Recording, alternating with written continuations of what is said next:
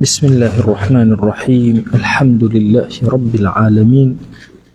والصلاة والسلام على خير خلق الله محمد وعلى آله وأصحابه الكرام وتابعيهم بإحسان إلى يوم الدين. ربنا أرنا الحق حقا وارزقنا اتباعه، وأرنا الباطل باطلا وارزقنا اجتنابه.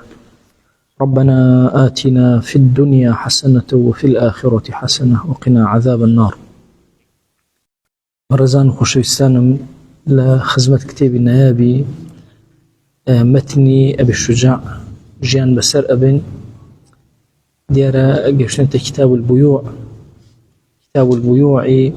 وغيرها من المعاملات. باسي جورا كاني كرينو فروشتن وغيري كرينو فروشتن لمعاملات تا أو بشي كخندو ما أو بشي هموي بيوتري بشي عبادات بشي دوم بيوتري بشي معاملات. أوي بيشو من زورتر معاملة لقل خوايا جل جلاله، أوي دوم من معاملة لقل يكترها بويا الليرة يسرتا يعني بهسترين شتيك إيما بريك كوتن لأنه إنسان كان الرؤى مسألة بيعة كرينو فروشتنا كنو لسر دي كارو كسابتي إنسان وتغيير لنا إنسان كان حمول لبيع والرؤى دا. حتى مثلا علماء اختلاف يعني ماوردي نقلية كالأدب الدنيا والدين. طبعا ماوردي كاللو عالم الشافعي يعني لسلطة وقضايا أبوه عليكم السلام لسلطة وقضايا أبوه باس أكا الله باشا لنا اشتكانا مثلا أفضل ترين كارشية آية أوي إنسان مثلا حيوان داريبك، آية زرعاتك، آية صنعاتك تشيبك. أفرمي التجارات لهمويان قرنتره بيع ومعاملة. أفرمي بو لهمويان شكل لما زبي إما أوها لهمويان قرنتره بو شوكا. حتى الصناعات أجر كاسك مثلا درزي دروسك صناعتك هر درزي دروسك وهر داينه استفادة كني أجر بيعي لبنايا مواشي بخيو كرنيش استفادة كني أجر بيع النبي، زرعاتي استفادة كني أجر بيع النبي. ويفرمي قطبي اشتكانا قرأت وسر بيع ومعاملة.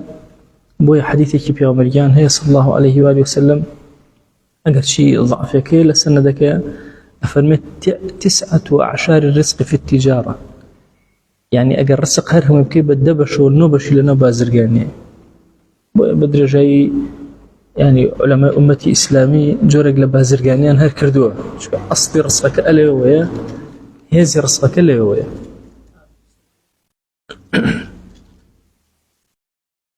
أفرمي البيوع 3 أشياء، إما السيجور بأمان هي يا سيشت أتوانين بس الشواز بفروشين. بيع عين مشاهدة فجائز، عينك من هي مشاهدي شل بردم بايع مشتري أبين رين ماشا، أما فجائز هيج كشيكيني أم كسا أم شتا أفروش ببرامبرك. بيع شيء موصوف في الذمة، فروشتني اشتيك كمال أوصاف خراوة تسر وتويتي مثلا بون منا عينك يكم هي بوشوازة وش هم صفات كاني وتوه الذي مو قردن يأتي. فجائز بلان بمرجع إذا وجدت الصفة على ما وصف به. شون وصف ذلك أهو وتويتي مثلا رشا أجر رجم سور نبي سوتويتي أو وصف كان هم هات بي بوشوازة دروست. سهمين دانا بيع عين غائبة، فروشني اشتيك غائبة ليرانية لم تشاهد ولم توصف بأبل. نا مشاهدة كرا ونا وصف داريش كرا إيش كاك هرب هواي والله كاك عينكم هي لين بكرة باشو اللي تكرر نا وصفك ونشتيك ونوتي شو نتشيء هو جائزني. بيع إسلامي زور أبي لسروني ده بمزري حتى وصفك مكاتب الله جائزة بمرجك بيت أويك وصفك مطابق بيك مطابق ما جائزني. ويصح بيع كل طاهر منتفع به مملوك، دروس هرشتك باق بيت سود بخرج به منتفع به مملوك كسكش خاوني به اشتكي هواي نبي هي خوي نبي بفروش خوي خاونيتي وطاهرة ومنتفع. أم منتفع ملاحظة بدأ ببير منال بوين لمنتفع يعني اشتيك السودي نيوكو ميرو لو أمانة نابك رنفروشت فيه بكري أم انتفاع جواز انتفاع شرعية انتفاع شرعي ملاحظة أخالب كان هرشتي منتفع بشرعا درسته بفروشه منتفع نبي شرعا ولو تشاكي جوي هرنا بونمونه مثلا خنزير باش براس هو منتفع نية شرعا نبا بيستكي منتفعا نبا قوشتكي منتفعا نبا تشوريكي منتفعا شرع منعي كله كهو بهيش وذكر المفروشني دروزي كهو بوشتك طاهر به منتفع به مملوك به آلاتي له مثلا أنواع جوري آلاتي له لما زبي خومانك هم حرام نكرن فروشتن بيوي باش أم آلاتي له مثلا ممكن النفعي الدنيوي هبه بس آية الشرع اعتباري بو نفع كردو شرع اعتباري بيان كردو أبي الشرع اعتباري بو نفع كردو إن جاء منتفع قال منتفع به يعني منتفع به شرعا ولا يصح بيع عين نجسة ما دام متمان الطاهر أبي بفروشه كابو أجر عينك خوي لخدي خويا بيزو وكوساقو برازو مثلا أمانة دروز نفروشتني وما لا منفعة فيه أو تشك منفعته الشرعية نابي بفروش منفعته الشرعية نابي بفروش فصل أو بيع كان طواف الربا والربا في الذهب والفضة والمطعومات الربا أكويتنا وتشيو أكويتنا ألطون زيو خواردمان يكان ألطون زيو خواردمان يكان فتريك لو بيش دو نفر أولاك ساريان قوريبو دوائي دانيك هاوتوي والله ما الربا لفوين وكرنو تيان تورول السيارة كي الربايتي أبي قوريتو شوني قوريتو أبي قورو زيادة كما حازرة نقدة شونة أخمانية من الشرع أو شتيك الربايتي أكوي يا ألطونة يا زيوة يا مطعوماته مطعومات خواردمان يكان أمانة بابلين أو ينتئك الربا ينتئك أفرمي كوابو ولا يجوز بيع الذهب بالذهب والفضة كذلك إلا متماثلا نقدا دروزني ألطون بألطون بفروشه زيو بزيو بفروشه إلا متماثلا نقدا بأنداز يقبل نقد يجبه والمنأم ملوان كيكي هي إذا ببازنيكي أو هردو كان أندازة كان بقدريك ونقديش اللي أين مجلس أيان داتي إنجا دروس أقنا دروزني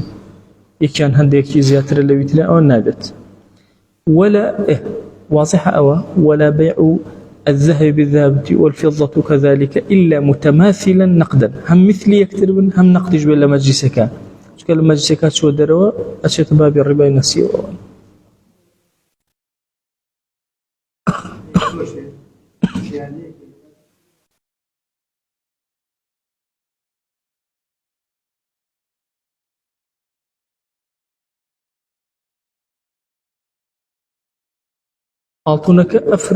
ألطونك أفروشي أي قورته ألطونك أقورته متماثلا تعرزك متماثلا نقدا أم مثلي بشيبر أكيتو كشماني بحزك ساري كبت مهم الأخيرا النتيجة متماثل به متماثل آية لوزنه يا متماثل لا أو السعرة تماثل السعرة واضحة شلون أو هيك شيء إشكالي كين جاري مسقاليا فرقك جاري هاي خليجي وغير خليجي فرقك أو أنا كشماني مهم أم تشنيك سعري أمرو تشنيك أو سعري أو نركيك أنداس أدريته ليك أو شو أصلا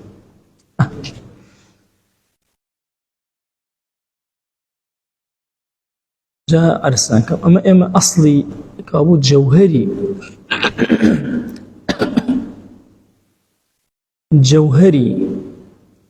الربا لبين شيء لبين ذهب فضة استا مثلا ام باسي بارو ام بابتاني ترأكين بو ألين كاكا قيمتي ألطون زي ورقرتو واضحة الشريعة باسي وينكرو كاغزيك ولا الربايتي اكي والله من ام كاغزل لبرانبر ألطون واضحة سنجي اي ورقرتو بويا لو بارب برياري هم زكاتو همش أو أدين عشان لما مذهبي خمان دور رأيي بلا أو الرأي قولا الجمهوري مذهبي خمان أو هاي واضحة خدي خوي دقي لسرنا هاتوا بلا علماء هاتوا نتوانا راسا لروي قيمته وقيمتي نية باشا بلام بتوي نتوي تازه هاتو تشي هاتو تسر ثمن بو تسمنو كرنو فروشني بي اكري يكرنو فروشني بي اكري بريال ادين السلوي كربايتي اكري اقرنا لمذهبي خومنا رأي دوهمي رأي اوهايك افرمي الفلوس المضروبة بحر نوع ابي لأسنة لتنكي لكاغز لهشتيك افرمي لا يجري فيها الربا وان راجت رواج الذهبي باب أندازي ألطن زي الرواج الشيهبي أفرمي هالربايت يعني أو رأي دوهمي مذهبي أما بلا اعتباري في أنا أكري رأي يكمن اعتباري في أكري لهندي حالات ضرورتها ممكن إنسان ماشي أنا بريت برأه بون من أقب بيرتان بيه دوان زبدا أكره زماني قرانيك يعني تو دا ديناري كحاجة سبيه دا ديناري كاغز أدا دوان زغي أسنة ورقل أسنة زور بقرز شبه هلنا أكيدا علماء فتوان دا لسروي كدروسته بو دروسته لبرأوي باشا لا يجري فيها الربا وإن راجت رواج الذهبي يسألوا فتوى دوه أقرنا أبوي هرد بدوه واضح يسا حتى السعودية بعكسه ورده قرانتره مثلا دا ديناري كاغز بهشتي ورده دتني أو يا رسول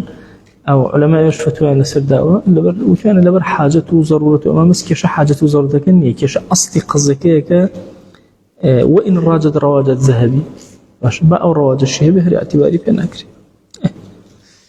ولا بيع مبتاعه حتى يقبضه هرشتك كريتي نابي بفروشته حتى وكوري أجره تمليكي أكا بتخاوني يتجرد صلاتي أم إنجف أوش طبعا نيك لو خالاني كما زبيه منزور تياتوندا أمرك كيش منزور لو خالا دوات الكتاب كان يتراباسيك ولا بيع اللحم بالحيواني ناتواني قوشت بحيواني زنده بفروش قوشت بحيواني زنده ناتواني بفروش ولا يجوز بيع الذهب أوش طو واتمثل كسيك كم حيوان بري 20 كيلو بقوشت بيقورته وقوشت حيوان بيكو ناقورته ويجوز بيع الذهب بالفضة متفاضلا نقدا بلام أعطون وزيو أقر فيكوا بورنانا ومثلا كسيك أعطوني كريبة زيو كريبة أعطون مشكلة نية متفاضلا با فرق شهبة أو زور تربية أو كم تربية كيشما نية نقدا بلام أبي نقد به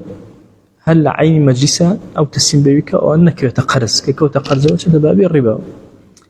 وكذلك المطعومات همو مطعومات كانيش ماشا تابد أوانيك الشريعة الدخيلة سدا ونقوتا لا يجوز بيع الجنس منها بمثله إلا متماثلا نقدا جنسك بخدي جنسك ناقورته إلا متماثل نقد أبي بأندازيك ابن نقدج أبي بون من جنم بجنم ويجوز بيع الجنس منها بغيره ولا أكد جنسك قورد مثلا جنم لقل جويا متفاضلا نقدا بازيادو كميشه بقيناك مهم أولا نقدا بيو لم يك عيني مجلس بيو الربا عيني مجلس زور جرينجا بو مسألين نبوني الربا عيني مجلس زور جرينجا لا دروز نبوني الربا ولا يجوز بيع الغرض أو ديار أو متفاضلا نقدا تشكا مسألين نقد شكتا عرس كم لقرزة دائما لقرزة جورك للربا من هي أم جور الربايات دروس أبي بو چونکە کەشتەکە چۆن ناو قەرزەوە سعری ئەمە گۆڕانکاری بەسەرایە بەردەوام ئەمە بڕاوەتەوە هەر لە زمانی پێغەمبەرەوە صلی الله عليه وسلم لەوەچە پێش ئەوەش هەر ئاڵتون و زی و ئەم ئەسعارانە لە یەک ئاستانین ئەجوڵن کاتێکەوە ئەچێتە قەرزەوە عینەن بەرابەرەکەی ئەجوڵن کاتێ ئەزانی ئەو ڕۆژەی لەوە چی ئەیداتەوە ئاڵتونەکە مسقاڵی 100,000 ممکنە ملیۆنێ واضح بويا دائما الشرع تأكيدي لسر وكلته عشان نقدا للدزبة ولا يجمع جسابه بوشواز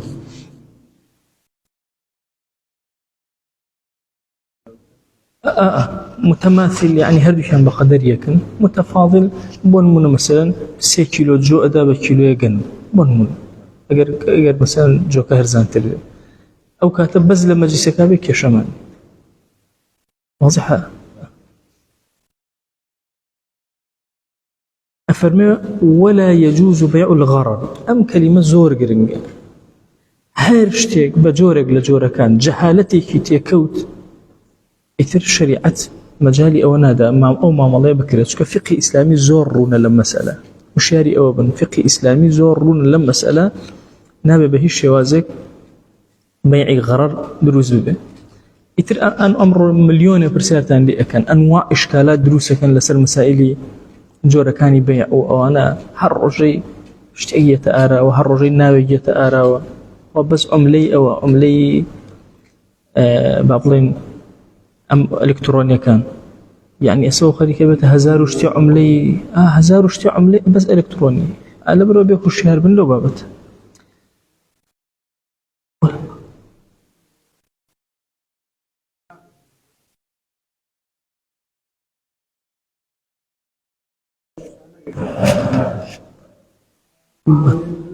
بعد بدو الصلاح بل بعد بدو الصلاح يتلو روشك بوري أو أنا كشين دروس تري هنار هرشتك لو بابت كشماني أو نازم ليرة ليرة جباسي كليو بدو الصلاح هو كشماني لفقه خومن مسألة كمان هي المتبايعان بالخيار ما لم يتفرقا لخدي مجلسك أمدو كسا أجر هاتو هري كيان بوي هي برشمان بيتو هشتا لما يسيك هل نصابين أمام فروشتو بكسك فهزار دينار هل لما يسيك هلك هكا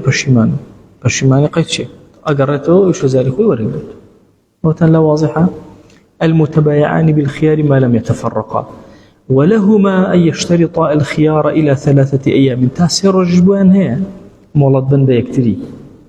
باشا خيارك عليك كتادور رجتل با أو شتل للابد بدل ضروبه مالد بدل ضروبون بينر يا حتى سير زياترنية طبعا تادور تاروج تاسير ساعات دوان وإذا وجد بالمبيع عيب فللمشتري رده أجر عيبي كدوزي ولا مشتات وأنا بيجرته أزاي فقه إسلامي وأنا مثلا محاولة كيف يلا برابر هاد كتب أخوة يتروي ناقر مو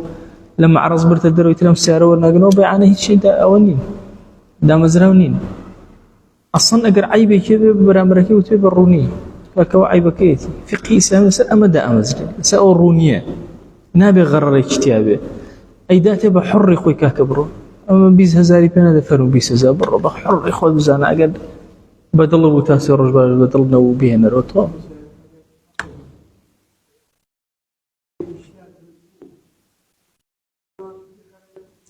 أقر عيبتيا دروز بوشتك عيبتيا بوشتك عيبتيا دروز أقر عيبتيا دروز بو أو هي ولا مشتركة دروز بو أجر عيبي تابو عيبك قديمة أو كاتين أو أكره بلدواي أو أتواني بلامنات وانا رديكات أو أرشي أدات مثلا أو عيب باي كان باي هزار من عليك عينا أرشا أجر عيبك كون بي وبي نوت بي عينا بهمان تشن بس أو كاتب عكاه الله وشتو عكاه جارية ولا يجوز بيع الثمرة مطلقا إلا بعد بدو صلاحها دروز نية بربو مكان بمطلقي بلا كاكا وبيان فروشي تابرو لا إلا أبيت شيبه أبي بعد بدو صلاحها تواو خوي قرتوا أو بغل النيوية تري مثلا تواو بوتا برسيلة بونمونا هنا ركية تواو تر خوي قرتوا خريكا آوا قري هرشتنق لو بابتانا كقيشت أوي أسري أو دركودي تلو كاتا خلشي عاقل أزانتشون أي خملين أزانتشون أكره بو يدرو استبيعوا كرون فروشني بيو بكري ولا بيع ما فيه الربا بجنسه رطبا إلا اللبن هرشتك لواني كالربايتي أكوي سواء مطعومات أنواع جوركاني مطعومات بشلي يعني بنرمي بطري ناتواني بفروش بون من خرمة وخرمة باشا ناتواني أمدوانا أو بكا باشا رطبا إلا اللبن إلا كاتي أتواني أولي مثلا بلي والله أو دارا أو نديبي أو دارا أو نديبي وربا بيقورني باشا يشتا أسري برامك درنا كوتو أنا دروز نية بويان إلا مسألة شير نبي لا لو أنا شكر ربايتي بفرش أكري بفروش مرجني إلا بكرة كشك يعني بكرة مسمى دي دوام إنجا أتواني للشركة ألو قوري بيبكيتو بفروشي.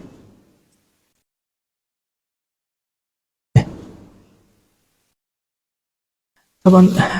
أمنا وأنا عندنا ومن هي مثلا رهن سلم شيء أمانة لبازار اشتكى للشريعة اشتكى بملاحظة أمك إيش يقولون أنا السلام أفرمي ويصح السلم حالا ومؤجلا دروستا السلام بكري سلام حال ومؤجل فيما تكامل فيه 5 شرائط بمرجع بين شرطي تياب إن جاء أو سلام دروسا أن يكون مضبوطا بالصفة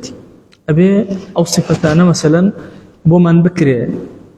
بكري أما ديك أي كين السلام بمن بكري بكم الصفة داير رجيم كاك أويتيا أكري مثلا. وأن يكون جنسا لم يختلط به غيره ناكري مثلا بالله والله كاك كان موجود تكلبه بسليك بك مثلا ناكري. ولم تدخله النار لإحالته نابل لو ما دان بك أجر تأثير لك أبوي قران كاري بسلا بين الاشتكى وبشتكي تشكي احتمال أجرك يزور بك كم به كشما ودروسك. وأن يكون معينا أبد ياري كراوج به وأن لا يكون معينا ولا من معين باشا أو تنابي اشتكي بقول لخدي أم جنمه هل أمت أدمه ويديت دبي بيفرش واضح سونا حر أما كأسها ولا من معين بشكي باش أو جن مد أدمي أو فردا سلام كين ولا بابري يعني هر أم مشتكى هر روح أم مشتكى عينا ناكره واضح أو قصة وإنما لقلب بيع السلام فرق شيء سلام شحال بيت مؤجل به موصوف في الذمة باش دومي بيعه مسألة أميك لبيش شاود بي ولا بردستابي وها أم أتا بشاني بدي ناكرت أويك أما بتوانين سلامي تيابكين يا بلام هرق وكو أمت أدم أخي مرجني وكو أو درسي زيادة هي كمي هي نقصاني هي يادنك جنوم هنا وكو أمدنك جنوم جادنك جنوم وبحاتي وكو يقدر ناس بوي أفرمي وأن لا يكون معينا ولا من معينين باشا أو تالا معين به ودياري كراو به باشا معينة كتشونا أفرمي عينا حاضرة يشار إليه أوتا شكا أصل للسلامات دينا قرزة اشتاك أفروشي باركة ورقلي دواي اشتاك أدي واضحة ونشيد مثلا بلا والله كاكها أما مثلا أما نمونكيتي نمونكم هنا أبي موصوفة كان بلا أبي مثلا قندهارية جن مكم وهاي هذا كان سلام لا يجوز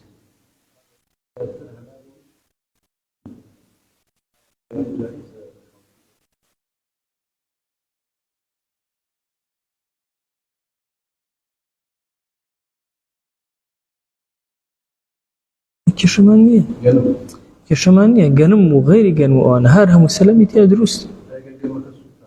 السوتا كشمانية أستاذ أرزكم بارك قرته كسكوته أذن شون السلام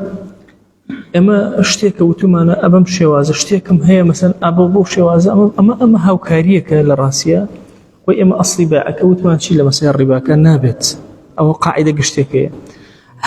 هندك مجالات كراوته للشريعة النفس يدراوته نفس أو يكل النفس كان بوشي أو كسيك خاوني كان مجوية شيء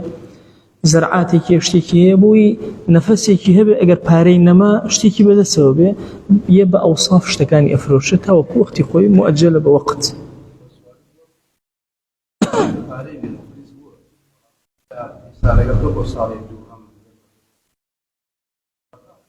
او ام كسمس ناتو ارزك او كاتيت قرزه فنظيره الى ميسره كي هي وايداته تشوف الشريعه لما مسلي قرزه زور تساهله مثلا كسيك قرزي لكسيك كردوه قرزة لقردني خوان شون ركوتني ما أخوانيه لو أشي بالله كاكي جان ما قانا قدام ما قبول مان بالله كاكي جان صالح يشتر قيناك صالح تقانم كبندر قيد شيك وشرع مانعينيه أو كاتب بابي قرزة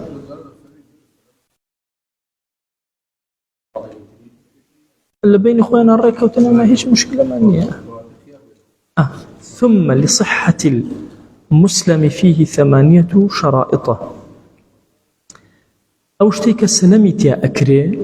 أبي هالشرط تيابه، وهي أن يصفه بعد ذكر جنسه. جنسك دياري أكا مثلا الله جنمة، نوعك دياري كالي قندهارية، صفاتكان التي يختلف بها الثمن، أو صفتان جرنجنك ثمنك بارك بورانكاري وسلا سعرك. بون من مثلا الله كاكا قندهاري دنك سورة دنك سبيا دريجة أشتيك مثلا لبرنجة شلطوك وخرة نخير دريجة مثلا نوعي سعرك فرقك. أجنا وتويتي برنجة بون منا لا ديك ما لا بينجو أنا أزال شوتان وتي شوتان بون منا سعرك فرقك أكثر بورانكاري وسلا. أويك مثلا كلمة أو صفتان أبي وصف ذلك بصفتانك اختلاف لبارك دوسه يقدر لو صفتان النية دي أو السلامكي عشان ندرس جوا صفة كان طاونا أو كاتب حدي أو يا باريلي أبره يا بحدي أو بزياتري بدايته مهم أو كاتب شتبه بالصبح أوانه شو أصل وهاي بيشتكان وكويك. وأن يذكر قدره بما ينفي الجهالة عنه. أبي أندازكي أو أندا جوان باسكا وبرا جهالتي تيانه هلتو كاكا والله إتر مثلا سيكي هنا كد أدمي سيكي جنمكي خمت أدمي سيكي جنمكي توكي ما تشوفين شيء لوش التنكيبه مثلا الله 100 كيلو أدمي 500 كيلو جنمت لو كاتا أدمي 1000 كيلو أدمي أما بو أو كسيكي جنمكي كله باريكي زوترية تدس أي بو أبي ترش إسفاديكي هي بو أبي تريش أو كتراك الرجناك بو كرينيشت ومالش تكريه بيش إكسي تناودو كانك واضحة. هدو طرق إسفادة مثلا هرونية مثلا جوتيارك إسفادك خاون دكانك إسفادة كردو بازرگانك إسفادة كردو. وإن كان مؤجلا أجر مؤجل بو باشا أو سهمان مثلا سلم إستا مثلا كابرا إسا حالا جنم هي باشا يعني مثلا أو تخريك الدريوني أكا حاضر أو إكسرتواني بدايته بلام همان على الشج ما يتر سي ما يتر أبي وقتك ذكر وقت محله كي أمي أداته كي أمشتي أم بي أجا أبي التحديد كردبه وأن يكون موجودا عند الاستحقاق في الغالب بغالب لو كاتا مثلا جنم بي جيبه والمهاوين به أم بلي والله كاك لتشليز استانا جن وكان بي أجا اشتيوت الرنادة بعادتي أبي أو محل أو شيء كأيلين بعرفا لا بغالبي أو تواجدي هبه ممكن يشكابرا بلا والله بيتم هي ونازم يعني بودا يجلسين مش على دين وملاد ممكن مثلا والله خوم لشوني كجر ما پروردي أكم بوتو بوشيوازم يعني أبي نوعيتك والله غالب أبي شيء أبي لو كاتا أوش تدسك نكشتك بكدزنك إنجا زور مهمة وأن يذكر موضع قبضه لكو أمي أداتي أي هنا تناودو كانك لسر زرعتك أي داتي لكو أي دا أي بابو مالو بوي أبي تحديد شون أم باركي خوي ورقرتو لم شونا أبي شويني بيداني اشتكش تحديدك. وأن يكون الثمن معلوما أبي باركش معلوم يعني بالله والله كاك أو كيسة باري أو أمبري ويترتو حق النبي من دتنا كين تدمي النبي أبي معلوم الباركة بزين شنك. وأن يتقابضا قبل التفرق لما سليس لما وإلا بناي خليك بالله لبناي الرباية شرع مجالي بيداو أبي باركي قبضك لما جسكا باري خوي ورقري وشرط وشروط هم مشتكو تايبي وإنجا أجر أمش باركي ورقرتو ما أنا عارفه بخوي هلا وشيته. وأن يكون عقد السلم ناجزا لا يدخله خيار الشرط مسألة يبوي عرزم كن أما خوي بخوي شرع نفسي كلته بو يخلي إسفادة بك أبي ناجز به أبي يكسر داب مزرعة كتايبي به شرط تياني أبدا والله خينا كاكا والسلام لقلا كذا تاسير رج بشما وتباركم بو بينه نابشتيوا ناجزة راس تقول لما جلسة حط سنطة كتايبي هاتو.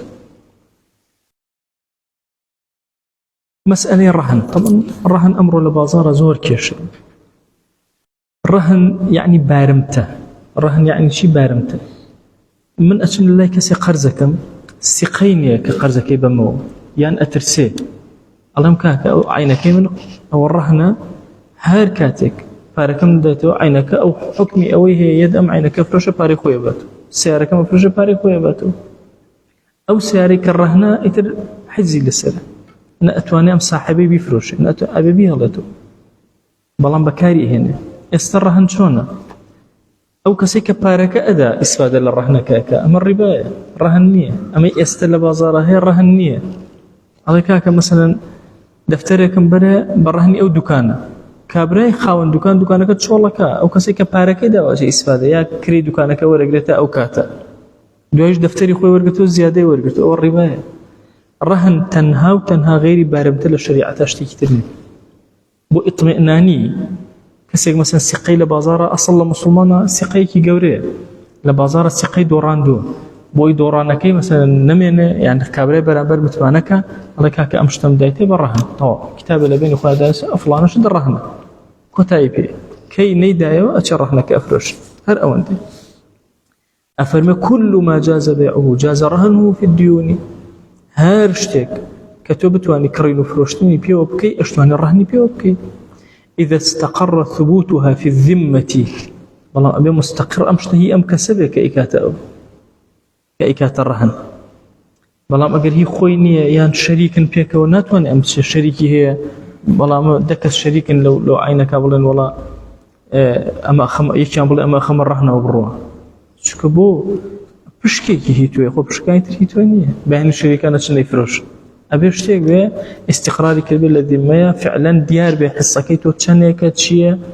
باشا ام خانويه مسا او سياره او شتا او كاتتواني بخاطر رحمه جان لا مسألة سرق فلانة نكات مسألة الرهن لا أخوي أول لفقه كونه هموي بحرام دان راوا بلام لو علماء تعزية لما سيسرق فلانة فرمي أنا ناوي لنا يعني ثمن التخلية يعني فارق أدابو شغل كردني أو شوينا واضح هذا العلماء مجال ينداول لو أخيرا أقل شيء يعني لسر أصلي مذهب برن به الشواز سرق فلانة دروزني والله هذا فتاوى تعزها إلى سر أبابتنا الزحيلي باسي كذو فقه الإسلام وأدلته بدرجة فتوى إلى سر داو كدروس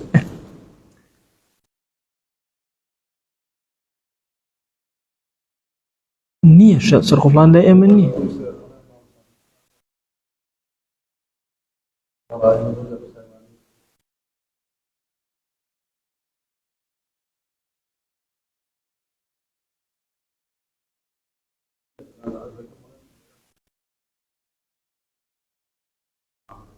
حق التخلية حقي خالي كرني شوينك كسك مثلا ليرة أمدو كسك رنو فروشتني عن كردو لبروي خاليك شتيك ينبو داناوا لبروي زررنك لخالي كرنك يا بروا واضحة أو نوعين لنا إيه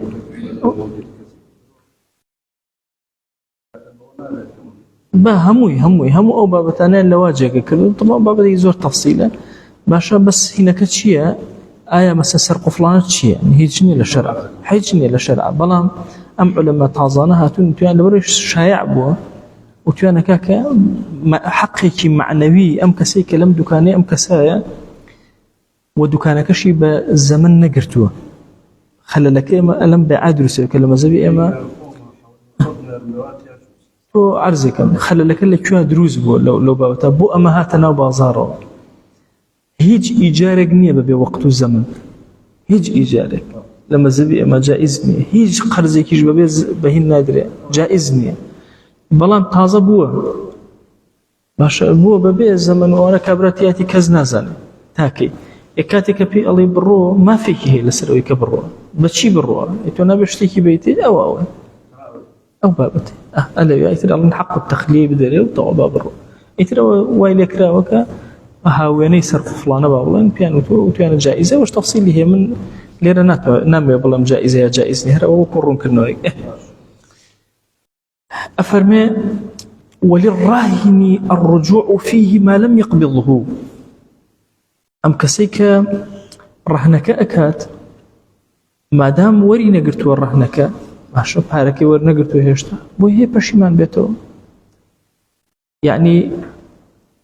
يان عين مرهونك سيارة مرهونك من دوا ببرامبرك هشتا بوم هي ولا يضمنه المرتهن إلا بالتعدي أو كسيك بون منا من دم بابران أم عينك كما رهن الله ما وصل مسلم 10,000 بري أم عينك رهن لايتو باش 10,000 خوم ورقرتو هشتا أن عينكم داوبو باش أن منيش هاتو مثلا 10,000 ورقم بومان هاي برشمان بينو بس كالتسليم ما كل برشمان بونونم من عينكم دابو أيش بارك دابو من كوتاي فيها يتلاقي أو أما الضامنة قرزة كد جرايو بالله قرزة كد نجرنا والله كاكي كان رهنكم لا بس قرزكم هربري قيناك نابت رهن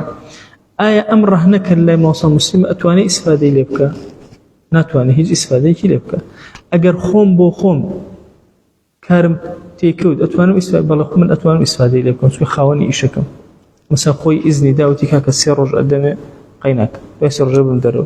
وري أجري بكاريني تسليم كيتو الرهن خاوني اشتكبوا هي بكاري بني بلام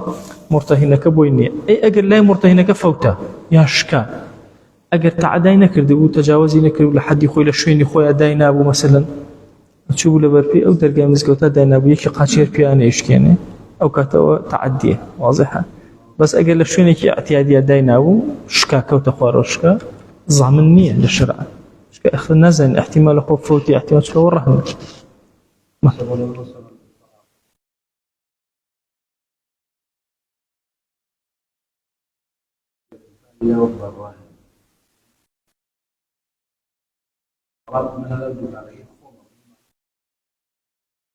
أخي هو حرامك اللواء أو نود أو الرهنية الرباية أو الرهنية الرباية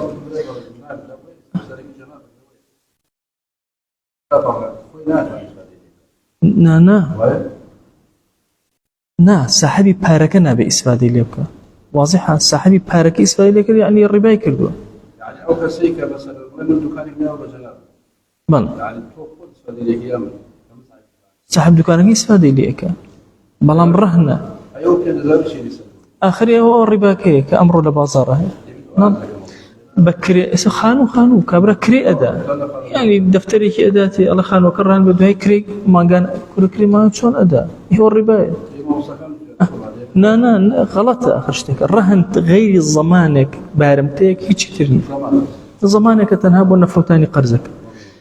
وإذا قبض بعض الحق لم يخرج شيء من الرهن مثلا بون منسيشتي داوتي باشا وتوتي كاك أمس عينك لايتو رهنة ولا توزكم لباركي جراوته ولا كاك عينك كان برو نابشتي هيش تقل الرهنة كنا تتدلوا حتى وكو طوائي باركي تسيم نكرته كرتبك وإذا قبض بعض الحق عند الحق كي ورقته لم يخرج شيء من الرهن حتى يقبض جميعه هرهم بيكو باركي ورقد أوكت أوشطه والحجر على 6 بابتك ما هي حجر قيناك حجر مشكلة ما هنا كي هدرس اللفظة إما عقل إنسان زور شريعة يعني مجالي داوة مسائل عقل إنسان شون حجر رق نجولاو اشتيك من هي بيوتي حجر خصما نسر هر كسي يعني أو كسا بكالشي أو نايت كرنو فروشتنك بكالشي أو نايت عقلي لو اشتار راجير أكين حاكم مسلمان أمبريار أدا كسيك وجاروه سفيه لبازاره حمو رجل اشتي أكرته أفروشه حر زرقة أكره أفروشه بهمو باركة زرقة وكالشي أو نايت بشتنا بازاره أفرمك كحجر أخريت سر شش جور كس سر نال كنابي مثلا جوري كسابتي جورة وكل كتاب هاي تراباسك بيكا مثلا مناضي يبشو بخانو بكرو بفروشته نابشتيو ممكن اشتي يبشو مثلا مصاصي بكرو بفروش كيف مانية والله حجري أخريت سر بوشتي جورة مجنون شيت والسفيه المبذر لماله أو كسيك السفيه تيانا جيشتوا مالك بحمدي وديو فرق أدا وأنا عشان خوشي نازانة شيء أكا أوش عين حجري أتشنسر المفلس الذي ارتكبته الديون أو كسيك إفلاسكات قرز أشنسر كولي قرز زور عين حجري أتشنسر يبوينية شد بكرة وشد بفروشة شكا تعزقوي خواني مالنية قرزاري شحرتشي هيتي خلقه هرشتي بجولاني كأنما بباري خلقه إيشكاتو أمسر أوسرك مجالي نادرته أما أنهم حجرا أخير السر والمريض مخوف عليه المخوف عليه أو هني أو نخوشي كترسي مردني هي لسر مرقا عين حجر أخذة سر وشك جاري وهي لو كاتا إنسان سبحان الله زور عجيبة توشي زور ظلم أذى يعني جاري وهي لسر مرقا يكي لمن الله كان يرقلي ون يكسر الشيطان زوري بو إهنا ليرة أو أبخشي أو إهنا أفروشي أو نابت يعني جاري وأيوجنك هيجي برنك يعني والحال شرع مجالي أو هنا دس أو أخات السر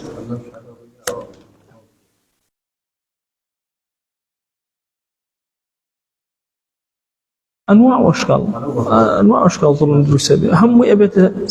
سفهد فيما زاد على الثلث بوي هي خوي بجمر سيكي مالك بوهي لسر مرقشا سيكي مالك بوهي تشي ليك خوي إنسان لدواي مرقي خوشي مالك بكرة سيبش بشيكي حكمي هشتا أمانة بسري طبعا الإنسان احترامي كي زور قوري لما الله دراوته للشريعة يعني حتى أمري كسك أمري هشتا تحكمك بسري يجلس سي مالي خويو لسر مرقشا أو تحكمي لي ورنا جيرته ممكن يجلس سي مالكي يتر أي دابة مزجوتي أي شيلي أكا كشماني طبعا أول يك مسألتي أيش أويك وصية ووارث دروزنية طبعا ولا وصيتها لا وصية لوارث أمانك إرسي لأبن بوينية مثلا بلي ولا أو يجلس سي مالكم بو فلان قرب هو تشوكا خوي ميراث أو ميراث بري وصيتي بناسي بلام وتكاك خالكم هي زور فقير يجلس سي مالك يبنى يان هر خوي لسر مرقا بيدا ايش كشيء شرعا اشكالين ان جاء والعبد الذي لم يؤذن له في التجاره او عبدشك سيدك اذن ندا وبشكر نفروشتن كاس سفاهتي هي يعني بابلن حجر اخرته سري مجالي مهما كان زيرك يجي مرجني سفاهتي به حجر اخرته سر بويني بازرغاني بكات وتصرف الصبي والمجنون والسفيه غير صحيح سيدانك يكم شمنال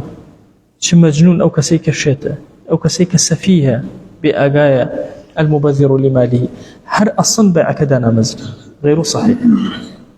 وتصرف المفلس يصح في ذمته دون أعيان ماله أي مفلس كتشي لوكين لقردني خويا أكريكاس في تركه بلام خودي أو مالاني كهيتي شوهي خوينين ارتكبته الديون وهي خلقه خان وكشي لو تشوف فروشي قرزة كاني بونا داته وي خان وكشي هشتا ما في خوينك ورانكايتي أبكا هرشي أعياني مالي أو النابي بهي شوازك باش أو كرين فروشتاني تازة أبن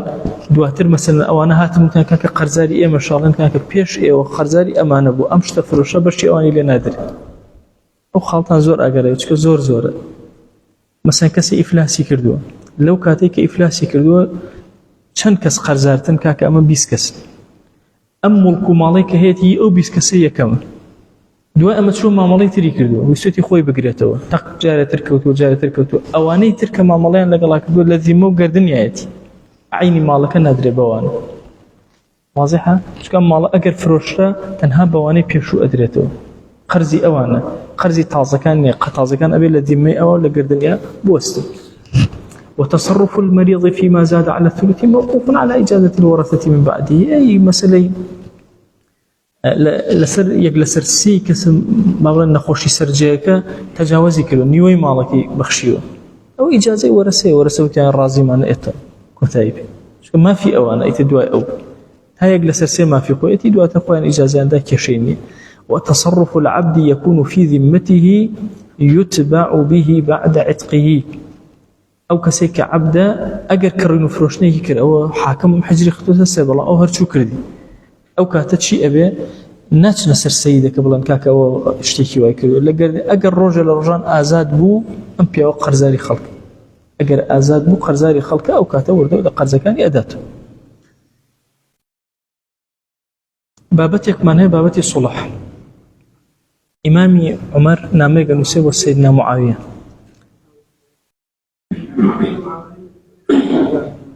بله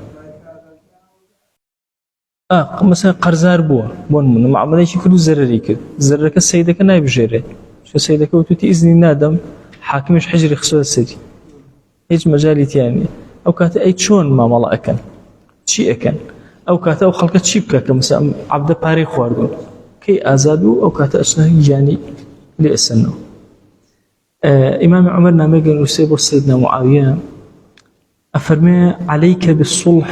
ما لم يستبن لك القضاء. ئەی معاویە محاولە ئەکە سڵحکەی مادام قەزاوەتە بۆ دەرنەکەوت. بۆیە لە بابی بەیعە زۆر ئیشمان بە سڵح، لە بابی بەیعە زۆر ئیشمان بە سڵحە وەسڵح خەیر سڵح شەرع. دوای خەڵک ماسا شەرعمان بکە کاک خۆشتەکەون ئاڵۆزە ئەوە ناکرێت ما لم يستبن لك القضاء بۆ دەرناکەوێت بەیعێکیان کرد و عەقدەکەیان جارێ هەر ناشەرعیە یەک دنیا شتی تری بەسەرا هاتووە ئێمە چۆن مامەڵە لەگەڵ ئەمە ئەکەین. ئایەی لە شەرع سەیرەکەی ئەڵێ کاکە مامەڵە لەگەڵ ئەمە بەو کەیسە بۆ شێوازە ئەەکەم کە سڵحتان لە نێوانە ئەەکەم ئەو تۆزە دائەگری ئەو تۆزە دائەگری بە زیهنی خۆت کەلیمەیەک بە مەسلحەت ئەزانی خۆیان ڕێکیان نەخێسە و کەلیمە وەسڵح خێرتەوە. حتى أفرمي عليك بالصلح بين الأقران لأنامك أجر خزم بول دائما الصلحك فإن القضاء يورث الشناء. شو قضاوت لبيني خزم كان رقد روسك وحاولك بس بالصلح قال أنا أو كما عملك دائما بثلاثي أقران كشكيان مثلا خش كبرى وأمانيا ومشكلة أنها دائما الصلح كلا بيننا أشتيان كرو ريكان خرو محاولك صلح كينك قضاوت كلا بيني أنا قضاوت رأي دروسك لبيننا مشكلة دروسك. أفرمي ويصح الصلح مع الإقرار في الأموال وما أفضى إليها. دروس الصلح كين كاتك حتى مثلا إقرارش كلا أما زاني قضاوتكش مثلا أو هاي أكل الصلح كين لبين يكترى يتر صلحك بهر شوازك كردمن جاري وهاي مثلا دوكسك لبين يكا کێشەیان بۆ دروست ئەبێ باشە خودی ماڵ نییە جاری وایە زەمەنی عەقدە جاری وایە هەیە مەسەڵەن زەمەنی دانەوەی قەرزە چی سڵحەک ئەو ئەڵێ کاکە گیان توتە 3 ساڵی تر قەرزەکەم بەرەوە ئەڵێ تو 2 ساڵی تر کاکە بڵێ با 2.5 بێ و نەجاتان لەو بینە سڵحیان کە دائیم کاکە 2-3 مانگ بێ و نەجات بی دەرەوە کاکە تۆ مەجالی بەقەینە بە 2-9 مانگ بێ بۆ نمونە مەسەڵەن بە جۆرێک لە جۆرەکان نەقسەی ئەو بشکێ نەقسەی ئەو بشکێ چکە مەرجێ إلا في الأموال به جاري وهي وما أفضى إليها. إن جاء فرمي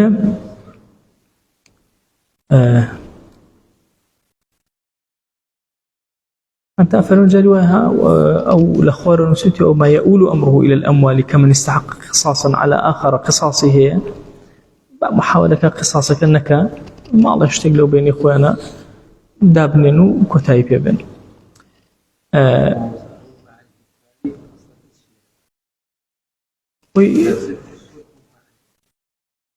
وإما للصلحة هاجي أجر صلح بين ميكيت ببيع أوي مثلا إقراري حق كان بكي ناكات الصلح صلحك مجهول واضح المناخ عرسي جنابتك مثلا دو بيعك هاتو تلايتو إقرار بمكيكا كأم خالانتها وي غلطة تو كم ترخم بويلوا تو كم ترخم بويلوا توش كم ترخم إلا ما لما إقرارك كامل بإشكاك إنجا بلام أجر مسألة إقراري هرتيانو بونونا أوتي 1000 دينار مداوتي أوتي هر أقام ليني الصلح ناكري لسر أما ملكاك دور الصلح تان أبي إقرارك كردبي أمي جبل كاك بلا دائما بس بلام 1000 دينار نبو بينصدو واضحة شونا ألويان صلح أكري أجر عدم إقراري كامل هبي صلحي تيا ناكري للشرع.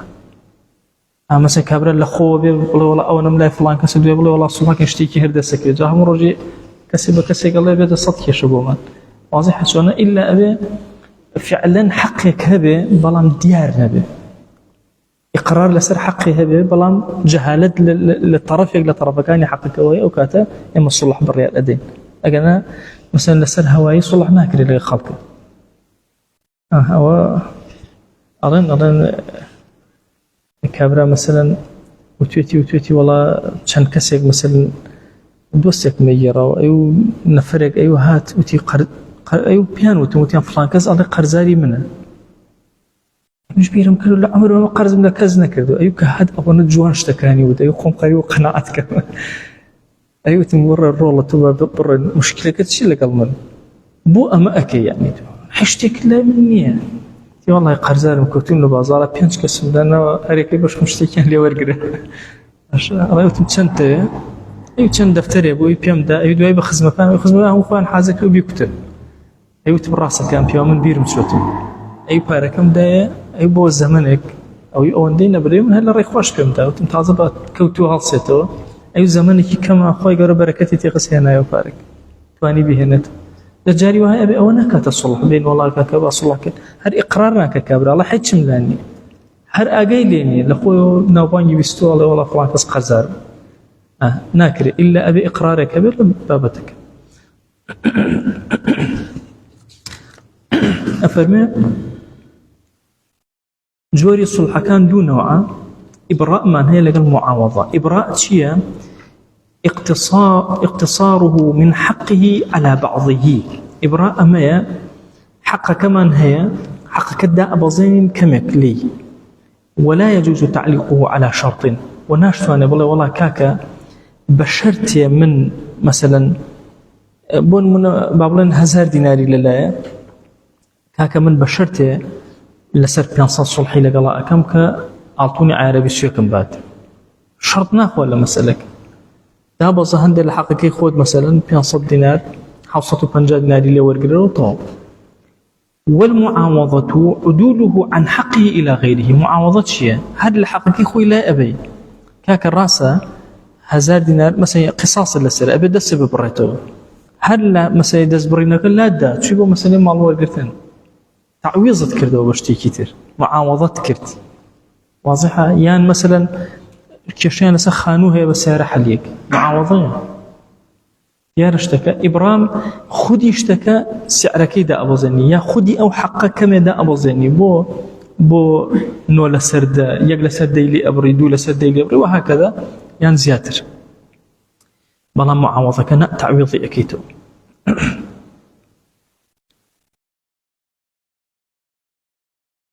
بابەتێکمان هەیە ڕەوشەن موضوعی ڕەوشەن وەختی خۆی لە هەموو ماڵێک پاساری تۆزە دەرەچوو ئێستاش بە